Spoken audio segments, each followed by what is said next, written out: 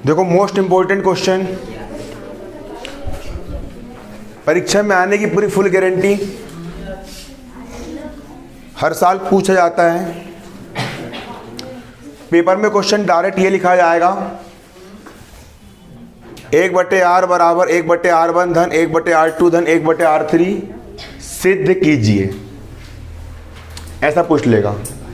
या परीक्षा में कभी कभी पूछ लिया जाता है कि प्रतिरोधकों को समांतर क्रम में जोड़ने पर, प्रतिरोधकों को समांतर क्रम में जोड़ने पर, प्रतिरोधकों को समांतर क्रम में जोड़ने पर, प्रतिरोधकों को समांतर क्रम में जोड़ने पर कुल प्रतिरोध की गणना करो। प्रतिरोध, प्रतिरोध क्या होता है? ऐसा कारक जो विद्युत धारा के मार्ग में रुकावट डालता है, उसे अपन क्या कहते हैं? प्रतिरोध कहते हैं। किसी तार में विद्युत धारा बह रही है, उस बहती हुई विद्युत धारा के मार्ग में, उस बहती हुई विद्युत धारा के मार्ग में जो क्या डालेगा? रुकावट डालता है। बहती हुई विद्युत धारा के मार्ग में जो रुकावट डालता है उसे अपन क्या कहते हैं? प्रतिरोध कहते हैं। प्रतिरोध को समांतर क्रम में जोड़ा गया है। समांतर का मतलब क्या होता है? समांतर रेखा, है ना? समझो फोकस से, आप लोगों ने गणित में पढ़े होंगे समांतर रेखा। क्या होती है समांतर रेखा? ऐसी दो रेखाएं जो एक दूसरे के आमने सामने हो और एक दूसरे को कभी भी प्रतिच्छेद ना करें, क्या कहलाती है? समांतर रेखाएं कहलाती है। प्रतिरोध को भी अपन ने समांतर क्रम में जोड़े हैं। ये प्रतिरोध R1, उसी के समांतर ये वाला प्रतिरोध R2 और उसी के समांतर ये वाला प्रतिरोध R3। प्रतिरोध क्या हो गया? R1, R2 और R3 है प्रतिरोध। क्या है? तीनों के तीनों प्रतिरोध कैसे जोड़े गए हैं? समांतर क्रम में जोड़े गए। किस क्रम में जोड़े गए हैं? समांतर क्रम में। इसके समांतर ये, इसके समांतर ये, समांतर क्रम में जोड़े गए हैं, जोड़े गए हैं। तो टोटल प्रतिरोध कितना है? अगर हम तीन प्रतिरोध को समांतर क्रम में जोड़े तो कुल प्रतिरोध कितना निकल के आएगा वो बताओ। टोटल जो प्रतिरोध है वो कितना है बताओ। कभी कभी परीक्षा में ये भी पूछ लेता है कि सिद्ध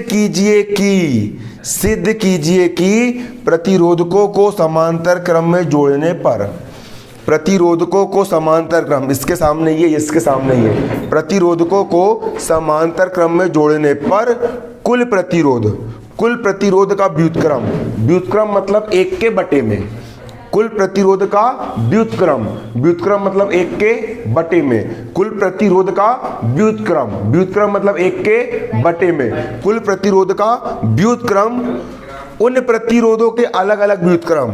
इस प्रतिरोध R1 का अलग व्युत्क्रम 1/R1, इस प्रतिरोध R2 का अलग व्युत्क्रम 1/R2, इस प्रतिरोध R3 का अलग व्युत्क्रम 1/R3। कुल प्रतिरोध का व्युत्क्रम उन प्रतिरोधों के अलग अलग व्युत्क्रम के योग के बराबर होता है। ये सिद्ध करके लाओ। ये आपको क्या करना है? सिद्ध करके लेके आना है। तो देखो, हमने मान लिया, क्या मान लिया? कि तीन प्रतिरोध R1, R2 और R3 को चित्र के अनुसार समांतर क्रम में जोड़ा गया है। हमने ये मान लिए कि रियलिटी में सबसे ऊपर हमने एक तार लिए, बीच में एक प्रतिरोध R1 लगा दिए, नीचे दूसरा तार लिए, उसमें प्रतिरोध R2 लगा दिए, हमने नीचे तीसरा तार लिए, उसमें प्रतिरोध R3 लगा दिए।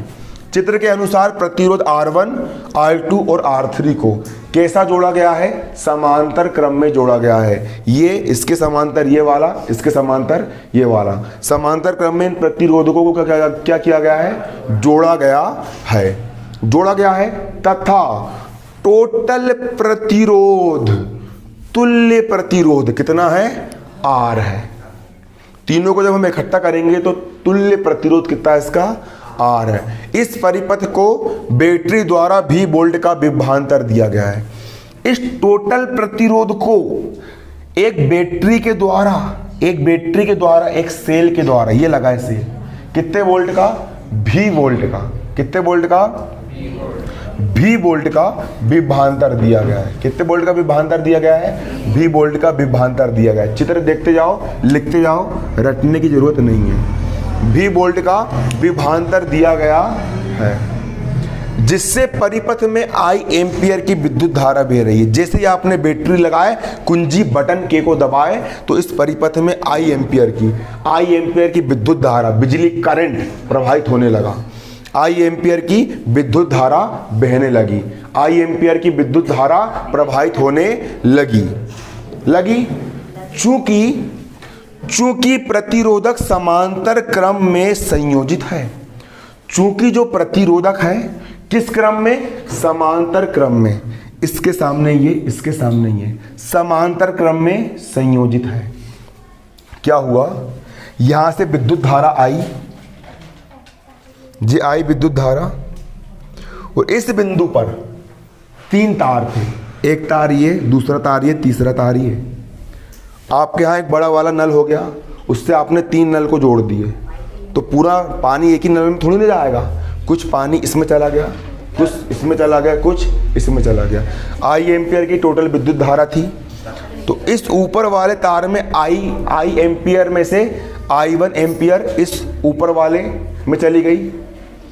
I2 एम्पियर की विद्युत धारा इस बीच वाले तार में चली गई, और I3 एम्पियर की विद्युत धारा इस तीसरे नंबर की तार में चली गई।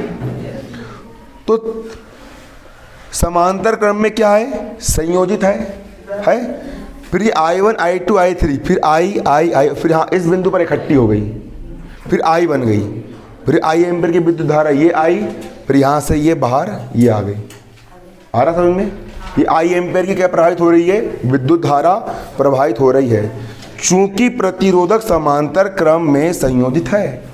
चूंकि प्रतिरोधक जो है, ये जो प्रतिरोधक है समांतर क्रम में संयोजित है, इसीलिए प्रतिरोधक के सिरों का विभवांतर भी वोल्ट होगा। प्रतिरोधक के सिरे, इसका एक सिरा ये वाला हो गया, दूसरा सिरा ये वाला हो गया। इन दोनों सिरों के मध्य विभवांतर मतलब विभव का अंतर, वोल्टेज कितना होगा? V होगा। V वोल्ट का क्या होगा? विभवांतर होगा। प्रतिरोधक के मोस्ट इंपोर्टेंट क्वेश्चन है ना? प्रतिरोधक के दोनों सिरों के बीच का विभवांतर क्या होगा? V वोल्ट होगा। कितने वोल्ट होगा? V वोल्ट होगा। विभवांतर V वोल्ट होगा। क्लियर? अब मान लीजिए पुनः मान लीजिए कि प्रतिरोधकों में धारा क्रमशः, प्रतिरोधक R1 में बहने वाली धारा कितनी है? I1 है। क्या कमारी लगा के रखे हुए? प्रतिरोधक R1 में बहने वाली धारा कितनी है? I1 है। प्रतिरोधक R1 में बहने वाली धारा कितनी है? I1 है। प्रतिरोधक R2 में बहने वाली धारा कितनी है? I2 है। और प्रतिरोधक R3 में बहने वाली धारा कितनी है? I3 है। प्रतिरोधक में बहने वाली विद्युत धारा क्रमशः I1, I2 और I3 है। प्रतिरोधक में धारा क्रमशः क्या है? I1, I2 और I3 एम्पियर की धारा बह रही है। तो कुल विद्युत धारा I जो है, कुल विद्युत धारा I 3 प्रकार की धारा में बढ़ गई। I1, I2 और I3 में बढ़ गई। कुल धारा I1, I2 और I3 में बढ़ गई। मतलब कुल धारा I को हम I1 धन I2 धन I3 लिख सकते हैं, क्योंकि जो कुल धारा I है वो I1, I2 और I3 में विभाजित हो गई है। कुल धारा I1, I2 और I3 के योग के बराबर हो जाएगी। इसको मैंने समीकरण 1 नाम दिया। क्या नाम दिया मैंने? समीकरण 1। आप लोगों को मैंने कुछ दिनों पहले ओम का नियम पढ़ाया था। ओम का नियम क्या होता है? ओम का नियम होता है V बराबर RI होता है। चालक के सिरों के मध्य विभवांतर, उसमें प्रवाहित विद्युत धारा का अनुपात क्या होता है? प्रतिरोध के बराबर होता है। उससे हमारा व्यंजक क्या निकल के आया था? ओम के नियम से हमारा व्यंजक निकल के आया था V बराबर RI। क्या निकल के आया था? V बराबर RI निकल के आया था। क्या आया था? V बराबर RI आया था। अब यहाँ पर देखना, बराबर किस तरफ, आर यहाँ पर काय में है, गुणे में है, आई के गुणे में, पक्षांतर करूँगा बटे में जाएगा, भी बटे आर हो जाएगा।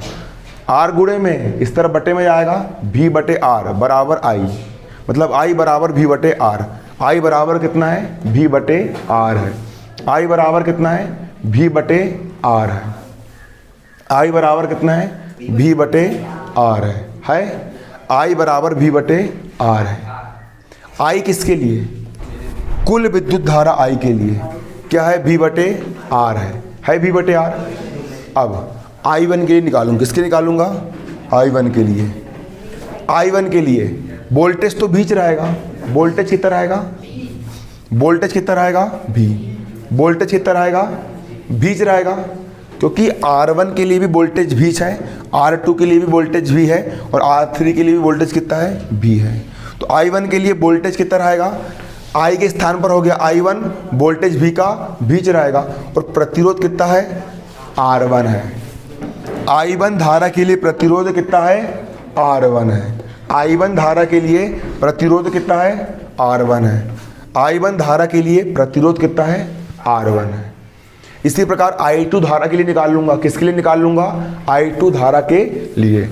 I2 धारा के लिए निकालूंगा, I2 धारा के लिए वोल्टेज तो बीच रहेगा, I2 धारा के लिए वोल्टेज कितना रहेगा, भी रहेगा, लेकिन I2 धारा किस में बह रही है, I2 धारा R2 में बह रही है, तो I2 के लिए क्या आ गया, यहाँ पर R2 आ गया। इसी प्रकार I3 के लिए क्या जाएगा, नीचे R3 जाएगा, आ गया। अब सबका मान रख देंगे समीकरण 1 से, समीकरण 1 से I का मान कितना है, I का मान है भी बटे आर। I का मान कितना है, भी बटे आर। तो I के स्थान पर कितना रख दिया जाएगा, भी बटे आर रख दिया जाएगा, बराबर का बराबर। I1 का मान कितना है, I1 का मान है भी बटे R1, तो I1 का मान कितना रख देंगे, भी बटे R1 रख देंगे। धन का हो गया धन। I2 का मान कितना है, भी बटे R2 है, तो I2 का मान कितना रख देंगे, भी बटे R2 रख देंगे। धन का हो गया धन। I3 का मान कितना है, I3 का मान है भी बटे R3 है, तो I3 का मान कितना रख देंगे, भी बटे R3 रख देंगे। क्लियर, रख दिए मान। अब भी बटे आर का भी बटे आर, यहाँ पर भी है, यहाँ पर भी है, यहाँ पर भी है, तीनों के पास से क्या बाहर निकाल लिए, भी कॉमन निकाल लिए भी कॉमन। यहाँ से भी बाहर आ गया, क्या बचा, 1 बटे R1। धन का धन, यहाँ से भी बाहर आ गया, क्या बचा, 1 बटे R1, 1 बटे R1। यहाँ से भी बाहर आ गया, क्या बचा, 1 बटे R3, 1 बटे R3। यहाँ के भी से यहाँ का भी कट गया, क्या बचा, 1 बटे आर बराबर 1 बटे R1 धन 1 बटे R2 धन 1 बटे R3।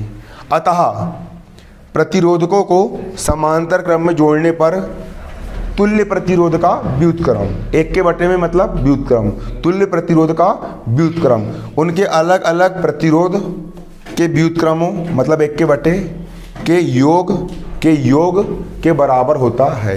यही यहाँ पर लिखा है, सूत्र को देखना है और नीचे लिखना है, रट्टा नहीं लगाना है। अतः प्रतिरोधकों को समांतर क्रम में जोड़ने पर तुल्य प्रतिरोध का व्युत्क्रम उनके अलग अलग प्रतिरोध के व्युत्क्रमों के योग के बराबर होता है। ये होता है आपका व्यंजक, बन जाएगा। क्लियर।